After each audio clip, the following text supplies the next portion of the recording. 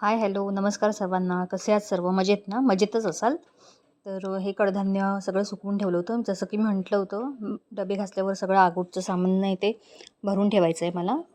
आणि हे कडधान्य सर्व सुकवलं होतं. त्यात मटकी, मसूरची डाळ, वाटाणा, चणे असं थोडं थोडंच होतं, जास्त नव्हतं.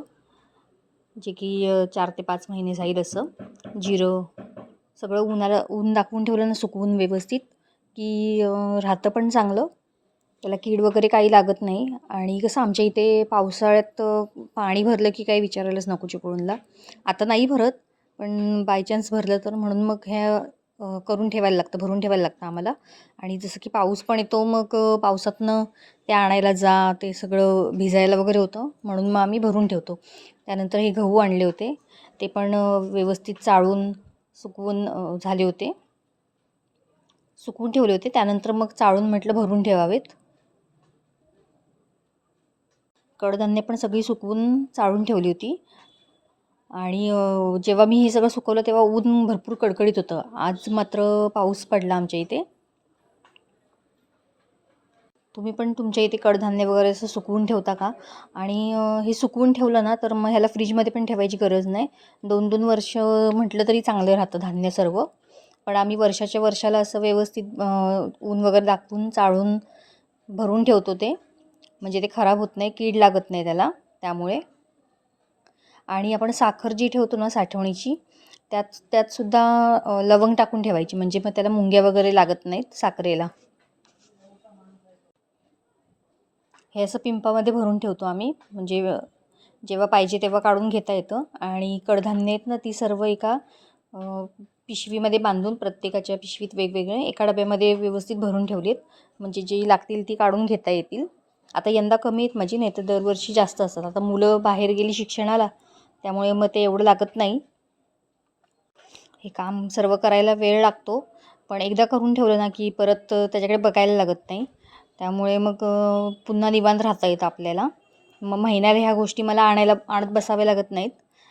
जेव्हा संपेल तेव्हा मग एकदाच 30 किलो 50 किलो असं आम्ही घेऊन येतो. आणि गहू पण पुन्हा महाग होतो, त्यामुळे आत्ता आणून भरून ठेवला की बरं पडतं ते.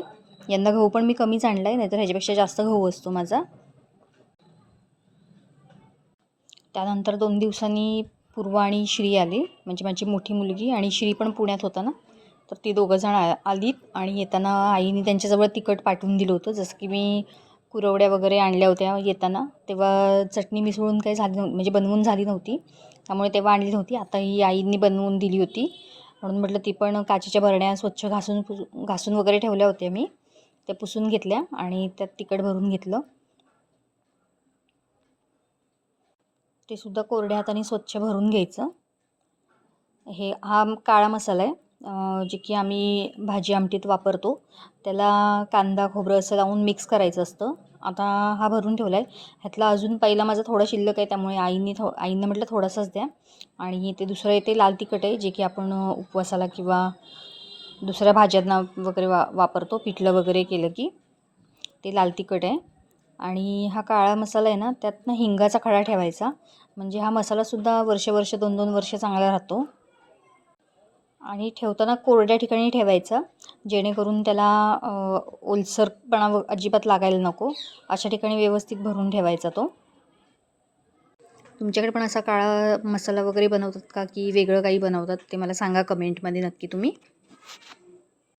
तुमच्या इथे पण पाऊस पडला का ते नक्की सांगा मला, कारण की आमच्या इथे आता 2 दिवस झाले भयंकर पाऊस पडतो आहे, त्यामुळे सारखं लाईट वगैरे जाते. आणि हे घरी बनवलेलं जे तिखट आहे ना, ते चवीला इतकं सुंदर लागतं ना. आणि पुरवठीला पण भरपूर येतं. तसं बाजारचं आपण आणून खायचं म्हटलं ना, तर ते पुरवठीला पण येत नाही. आणि सारखं मग ते चव पण त्याची वेगळीच असते, जशी आपण इतके वर्ष खातो आहे त्याप्रमाणे ते लागत नाही. त्यामुळे आपलं घरी बनवलेलंच चांगलं वाटतं, म्हणून आम्ही दरवर्षी घरीच बनवत असतो. आणि आपण साबुदाणा चकली वगैरे करतो ना, त्यात ते लाल तिखट टाकलं ना तर खूप चवीला छान लागतं. कोण कोण मिरचीची पण करतं, आणि आम्ही मात्र तिखट टाकून करतो. आम्हाला ती मिरचीची आवडत नाही, कारण की जेव्हा आपण तळतो ना ती मिरचीची चकली, तेव्हा खूप झणकते.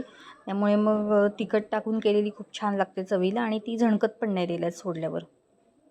आणि हे काळं तिखट आहे ना, ते महिन्याला असं मिसळून ठेवायचं. 1 किलो चटणी तर त्याला 1 किलो कांदा. मी जेव्हा मिसळेन ना तेव्हा तुम्हाला ती रेसिपी शेअर करीन तुमच्याबरोबर. ते महिन्याला मिसळलं ना की खूप छान लागतं चवीला. असं एकदम मिसळून ठेवलं ना तर मग त्याचं तो स्वाद असतो ना तो पण उडून जातो. त्यामुळे मग महिन्याला व्यवस्थित मिसळायची आणि ती रोजच्या वापरात घ्यायची की खूप छान लागते ताजी चटणी. आणि हे लाल तिखट आहे बनवून दिलेलं. किती सुंदर कलर आहे बघा त्याला आलेला. छान बनवले. त्यात काश्मीरी मिरची घातली कलरसाठी भरपूर अशी, त्यामुळे कलर छान आहे आणि चवीला पण छान झालं आहे ते तिखट. रेसिपी तुमच्याबरोबर शेअर करू शकली नाही कारण की आईने ते सगळं तिकडे बनवलं होतं पुण्यात. त्यामुळे रेसिपी काही शूट करता आलेलं नाही आहे मला. पुन्हा कधी मिळेल तेव्हा मग शूट करून तुमच्याबरोबर नक्की शेअर करीन मी. पण खूप छान होते चवीला पण.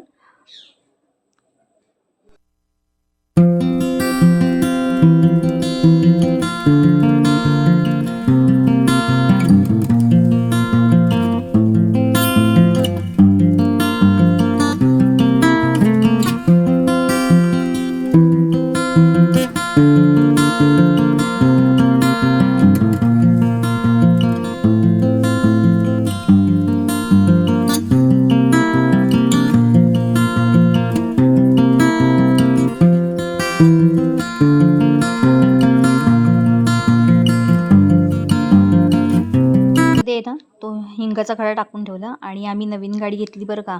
अक्षय तृतीयेलाच घ्यायची होती पण तेव्हा काही डिलिव्हरी मिळत नव्हती, त्यामुळे ही 2 दिवसांनी आली आहे. तर हे आमचं न्यू फॅमिली मेंबर आहे. कसं वाटलं तुम्हाला नक्की सांगा. ह्याचा शॉर्ट व्हिडिओ टाकलेला आहे मी. तर भेटू आपण पुढच्या व्हिडिओमध्ये. बाय सर्वांना तोपर्यंत.